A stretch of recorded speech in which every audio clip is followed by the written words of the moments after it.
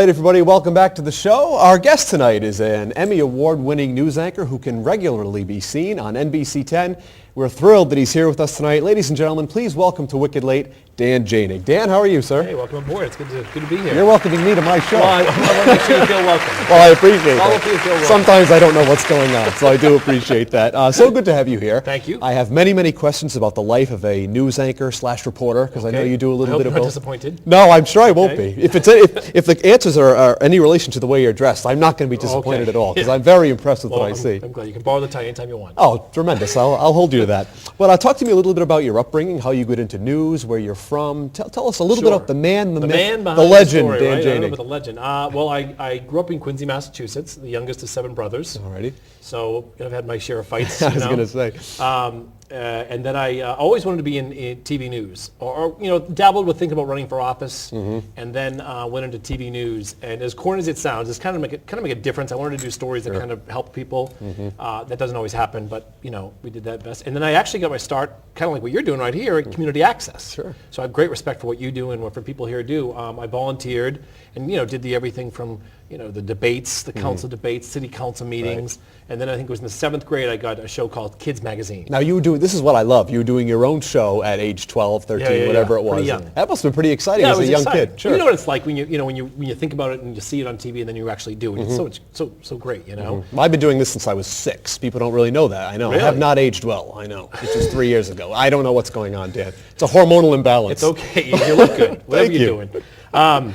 So that's how it started. So then I went to school for it, and then always kept my hand in it, volunteering for the school newspaper, starting school newspapers, and also ran, like student governments, because I wasn't sure which course I was going to, which road I went on.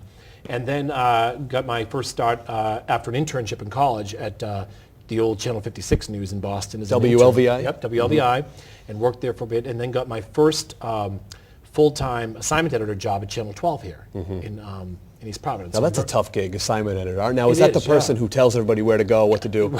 Yeah, I mean, it is. I think it's one of the toughest jobs in the newsroom. But if you're good at it, it can really help the flow of the newsroom. They gather the information, they take the press releases, they listen to the scanners, they dispatch crews. It's really a thankless job, but we have some great ones at Channel 10. So I started that, and I love that because I feel like that's where ground zero, you were able to get in there and kind of learn how to gather news.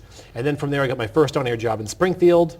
And then came back to then went to Channel 10. Right, the first time you arrived at Channel 10. Yes, we were just talking about this earlier. I'm a two-timer now. I'm a two-timer. Right. I came to Channel 10, and then after Channel 10, I left here 5 years ago. It was kind of mixed emotions. I did. I wanted to ask you about that. Now I think people didn't realize. Oh, Dan's gone, and then now he's back. So that's right. Talk to us about. Well, it's funny because some people thought I was on vacation. They didn't realize I was gone there. So when people ask me where I went, now I just tell them Aruba. You accrued quite a few vacation days there. Yeah, very impressive. So I went up to Boston to where I'm from and worked for the Fox station up there. And I was weekend anchor and lead reporter up there for 5 years. Okay. And had a great time and a great run. It was a fantastic time. And then it was time that our paths went different ways. And I was looking for something, the next step in what I wanted to do. And I had a lot of fantastic opportunities both in TV and out of TV. And ended up coming to Channel 10 for this great this great station and the great offer and a great role, and I'm really thrilled about it. Talk to me a little bit about the difference between Boston and Providence. Now, we know Boston's obviously one of the major market cities in all the country. Compare that to Rhode Island. I mean, do you have a preference? Do you like the smaller kind of, even though Providence is booming, we know, but do you like the smaller city compared to? You know what's funny is that it's not really different. Really? People always think it's different. I mean, I've done news in a lot of different markets. It's very much the same, and quite frankly, Rhode Island has some fantastic news. I mean, you think about the politics, you think about the ocean that we have around us. You think about half the time I was in Boston, I was down here in Rhode Island because I knew I was familiar with this area. So they dispatched me quite a bit. But I mean, Rhode Island is makes national news both positively and challenging ways. So Dan, if you came back for me, you can be honest. I know you wanted to be a guest. Well, I've always wanted to be a guest. You never asked me the first time around. Well, I didn't think you were too big. Not that you're not big now, but now I figured I'd reel him in. Now that he's been in the big time. It is. It's great to be back. I don't see there's a difference, and that much of a difference. News is news. Faster paced. Yeah. But we have a pretty fast pace around here, and I think when it's local here. Yeah. That's what I like about this area. Such a small the viewers world. are so loyal. I mean, the viewers at Channel 10 are some of the most loyal viewers besides your show, of course. I'll do the jokes. Right. Yeah, all right. Probably better, too. Now, talk to me about when you were growing up and when you were getting interested in this whole news thing, this broadcasting stuff. Were there any people that were inspirations to you? Who did you look up to? Who did you say, oh, that guy's pretty good. I think I could maybe do that like him. Or was there nobody? Did you just want to do it? There was a guy named, I can't think of his name, Kirby. Brendan Okay, all right. Back when I was 9 years old, just since then starting. it's been downhill. Yeah, downhill. No, you know what? I watched TV news like a lot of people. Right. I think more or less my parents were my role models, even though they're not in TV news at all. But they kind of, because I grew up from a, blue collar, youngest of 7 brothers. A loaf of bread was dinner most nights. Yes. And I want to be on TV or I want to do TV news. What are you talking about? Yeah, no. So, but they kind of said, okay, go do what you want to do, and they kind of followed it. And now I think they still get to watch, and they're very proud. That's kind of that way with me. I'm actually the bastard child of Tom Brokaw. Oh, so yeah, I know he doesn't. He's not that proud of this, but I love him. It's funny. I've heard them around here call you a bastard. I wasn't sure. You didn't know what context. That's right. Now you know exactly. Now the truth is out. Now, in all the years you've been covering the news, whether as a reporter, as an anchor, first of all, do you have a preference? Do you like anchoring as opposed to reporting? I love both. Yeah. I get to, as I get to anchor with Patrice Wood weeknights at 5 o'clock, and that's an honor in itself. Sure. We get along fantastic. We have a blast, and both of us are very passionate about the news, making sure that its accuracy is number one, and that there's stories that affect people's lives. So that's a great treat to work with her. Sure. And Jean Valicenti, a good friend of mine.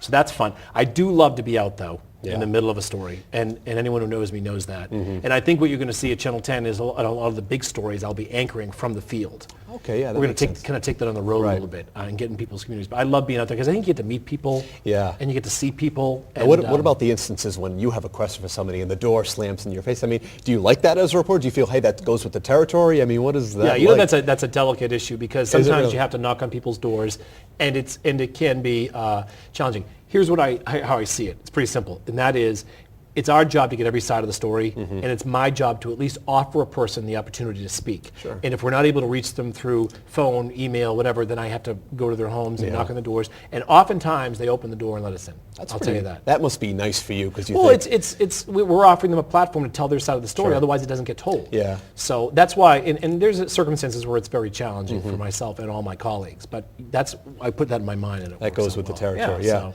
Now, in all the years you've been doing this now as a reporter and an anchor, are there any things that stick out, any bloopers? Because I know viewers at home, they love, when something goes wrong. That's why they love this show. It's that's why your viewership's so high. It's one big edit. You know what I mean?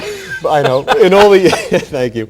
In all the years you've been doing it, I mean, there must have been sometimes where you didn't know you were on camera, you didn't know something was going. I mean, what can you tell us? Oh yeah, there's been a lot of bloopers. I think one of the bloopers I had here at Channel 10 the first go around was a story about a panty bandit in California. He was going around. I like what I hear. Yeah, I bet you do. He was going around on clotheslines, and he was taking women's underwears off the lines. And for some reason that night, it struck me as funny, and I could barely get through the story. Right. Yeah. So that was. But those are the moments you realize these reporters, they're only human. I mean, there's only so much you can take. Yeah. Like you're experiencing right now. Right. Well, it's funny. Here's talking about bloopers. The other night we're starting with our snow coverage. Okay. And we're doing stories about the snow, and we start the news with a couple of VOs. This is the scene in Coventry. This is the scene in Fall River. Right. Well, for some reason the editor put a shot of a man walking a dog up, and he thought it was a man walking a dog. Right. But right as we hit it, the dog was going to the bathroom.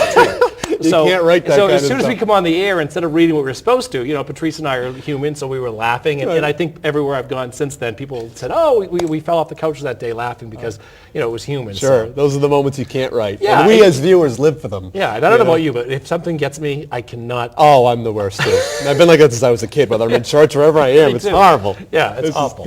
Still, Dan, I can't thank you enough for your time. It just flies by, doesn't it? It does. It's been so great much being fun here. out here. It's a lot of fun. And a little something for you. I like to do something for all my guests because the winter months are still upon us. We're taping in early March. A little something to get you through the rest of winter. Some Almax hot chocolate, my friend. And don't take a look at the expiration date. Besides the limo ride here. Well, the black Lincoln.